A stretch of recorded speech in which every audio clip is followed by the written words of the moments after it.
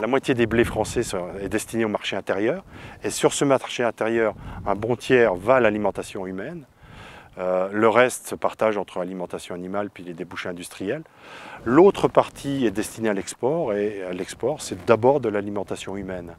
Et sur ces différents débouchés, les industriels demandent des caractéristiques précises. Tout le monde demande du poids spécifique, des grains bien remplis qui pèsent lourd, des teneurs en protéines généralement avec des valeurs minimales qui sont moins exigeantes dans le domaine de l'alimentation animale, mais qui sont bien valorisées par les animaux. La force boulangère, bien sûr, sur les marchés de la meunerie, en particulier la meunerie française. Et aussi des exigences qualitatives nouvelles, plus récentes, comme le risque de mycotoxines dans les grains, avec de nouvelles normes européennes, etc. Donc la variété permet de gérer une bonne partie de ces contraintes. Donc si on a un débouché alimentation humaine, on va s'intéresser au blé panifiable supérieur. Alors on explique ce qu'est le poids spécifique, parce qu'il y a souvent des confusions sur ce critère.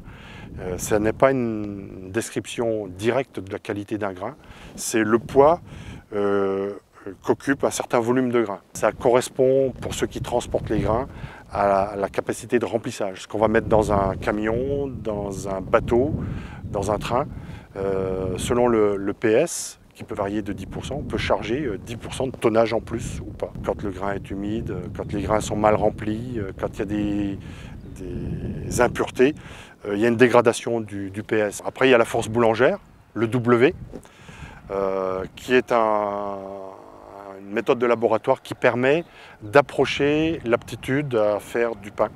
Donc on travaille uniquement de la farine et de l'eau, pétrissage, on laisse reposer, on fait une petite boule, une quantité précise de pâte est prélevée. Cette boule est aplatie, ce qui fait un disque qu'on met sur un appareil. Et on mesure la pression sous cette bulle. Donc la pression monte jusqu'à un certain moment, donc ça résiste. Et on parle de ténacité, c'est la ténacité des pâtes. Plus la pâte résiste à la déformation, plus on a des pâtes tenaces, plus ça fait une mie serrée. Et puis ensuite, une fois que la bulle se développe, la pression diminue progressivement et à un moment donné, sur la bulle, il y a un trou qui se forme. Ça se déchire, bien sûr, et la pression retombe à zéro.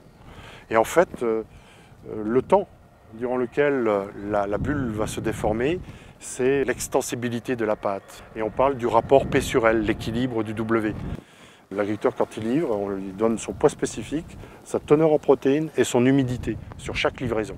Et il doit déclarer la variété, sinon c'est du mélange et ça n'est pas le même barème en termes de commercialisation. Et sur ce critère-là, comme sur les autres, la variété pèse énormément. Entre variétés, on peut avoir entre un demi jusqu'à 2-3 points de protéines en plus. Donc si on a un objectif de forte teneur en protéines, on va choisir des variétés à haute teneur en protéines. Après, les régions dans lesquelles on cultive peuvent influencer aussi sur le taux de protéines.